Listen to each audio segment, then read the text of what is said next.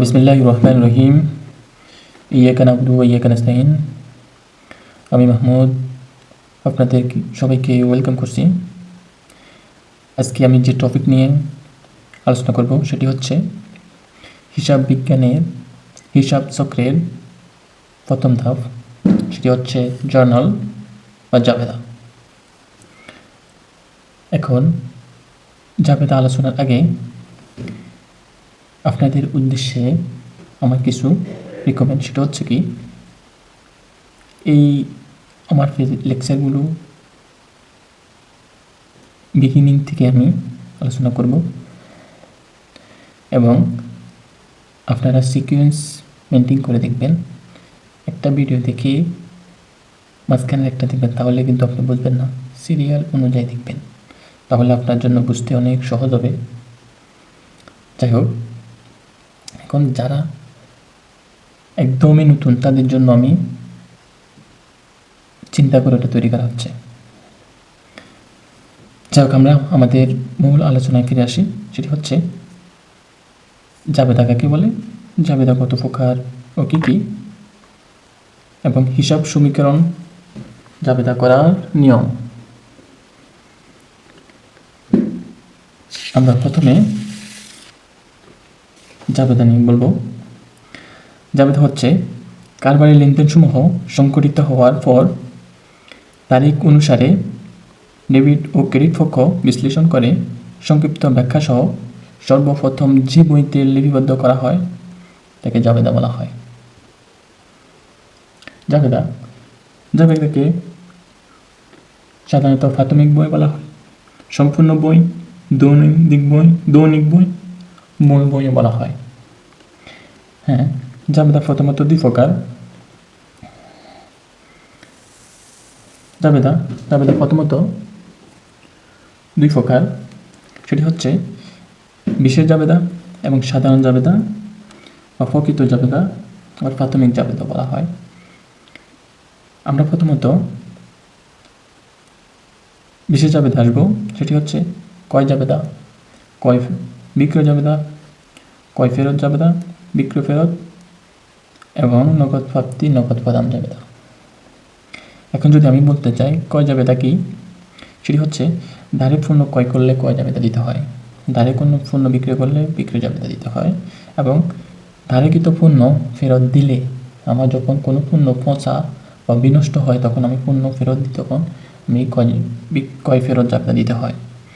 যদি কখনো আমি বিক্রিত পণ্য ফেরত আসে, যদি আমার ধারে বিক্রয়কৃত পণ্য যদি ফেরত আসে, তখন আমি বিক্রয় ফেরত জাবেদা দিতে হয়। নগদে টাকা আসলে নগদ প্রাপ্তি জাবেদা দিতে হয়, নগদে টাকা প্রদান করলে কাউকে, তাহলে আমি নগদ প্রদান জাবেদা দিব।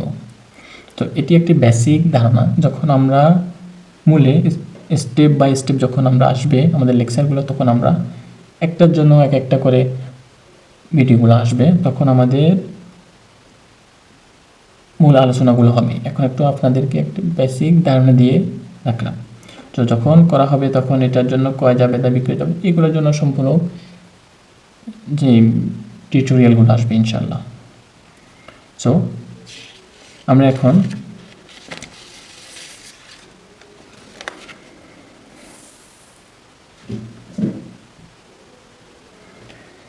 ফিরে যাব হিসাব সমীকরণ। হিসাব সমীকরণ কি?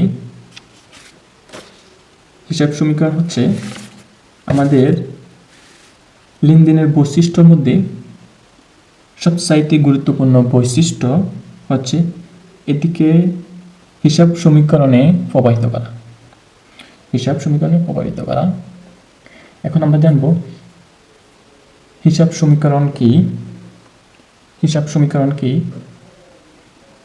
হিসাব সমীকরণ হচ্ছে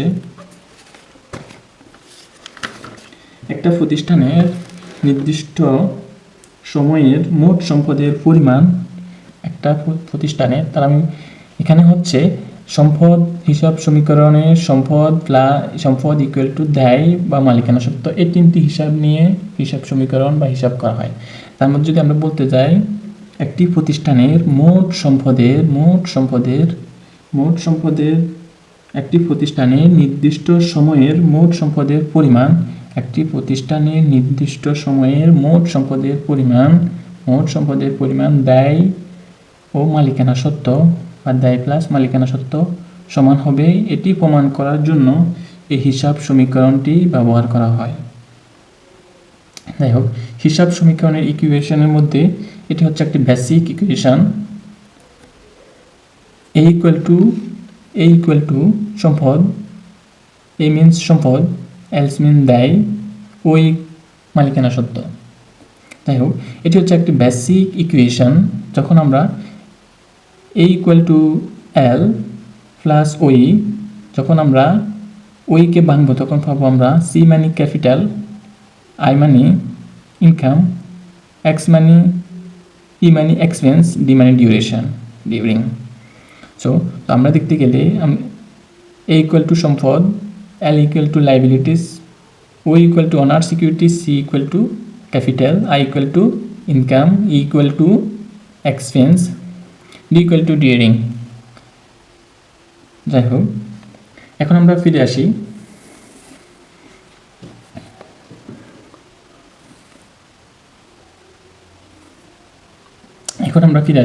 সম্পদ। আমাদের যে আমরা তিনটে ইকুয়েশনের মধ্যে সম্পদ, দায় এবং মালিকানা সত্ত্ব, এই তিনটি হিসাব কিভাবে হিসাব সমীকরণে প্রভাবিত করে এবং আমরা জাবেদাভুক্ত সামনে কিভাবে করব সেটা আমরা এখন আলোচনা করব।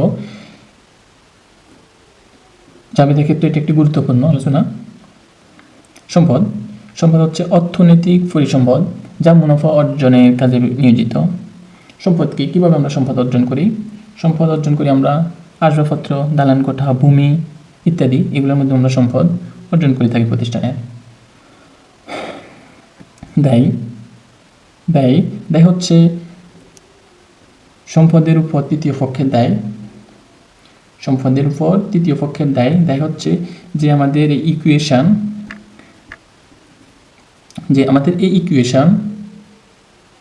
বা এই সম্পদের উপর আমাদের তৃতীয় পক্ষের এই দায়, সম্পদের উপর তৃতীয় পক্ষের দাবি। আমাদের দায় হচ্ছে আমাদের সম্পদের উপর তৃতীয় পক্ষের দাবিটা কিভাবে হয় তাহলে আমরা যদি একটু দেখতে পাই।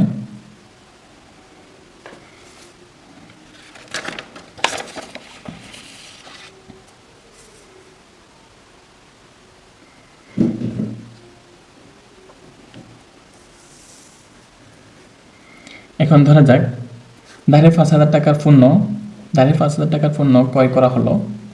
তখন আমার খরচ বৃদ্ধি পাইছে এবং পদেয় বা পাওনাদার বৃদ্ধি হয়েছে। একটা প্রতিষ্ঠান যখন ধারে কোনো পণ্য ক্রয় করে তখন তার পাওনাদার তার সম্পদের একটি অংশ তার দাবি থাকে এবং ওই অংশ মালিক পক্ষ পাওনাদারকে পরিশোধ করতে হয় এবং ওই পরিশোধ করার জন্য ওই সম্পত্তির উপর পাওনাদার দায়বদ্ধ থাকে বা দাবি থাকে। আমি ওই পাওনাদারকে টাকা দেওয়ার জন্য দায়বদ্ধ থাকি।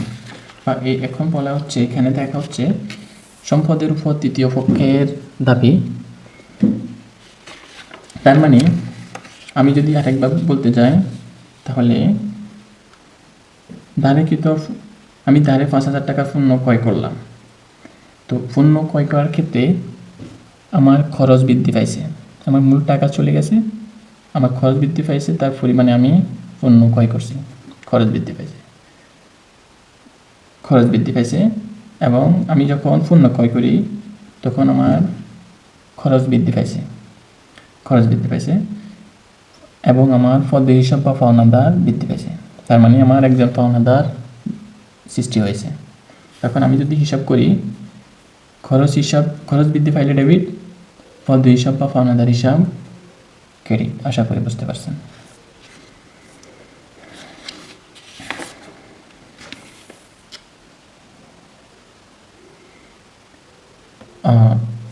আমাদের এই ইকুয়েশনের মধ্যে আমরা যদি একটু তাকাই,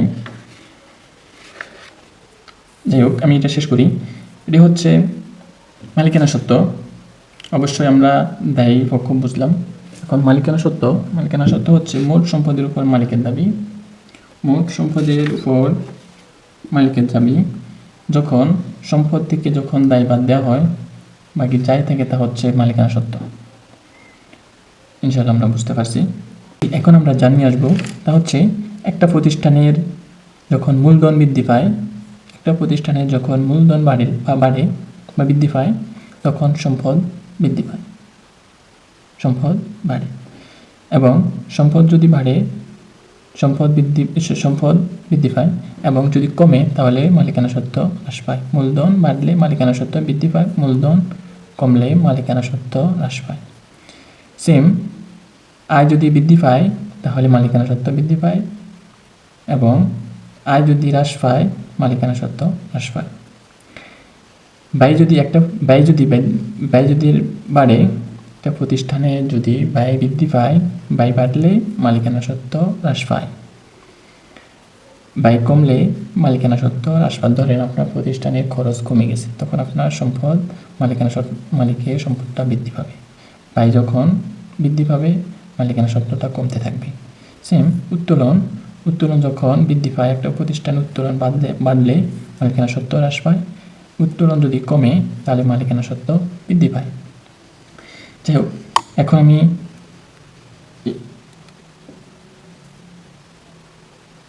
বলে এই ভিডিওটি শেষ করা হচ্ছে। যাই হোক, আপনারা সবাই লাইক শেয়ার করে পাশে থাকবেন, যাতে সঠিক সময়ে ভিডিও টিউটোরিয়ালগুলো আপনাদের কাছে পৌঁছে যেতে পারে, এবং আপনার ফ্রেন্ডদেরকে শেয়ার করবেন যাতে তারা উপকৃত হয়। ধন্যবাদ।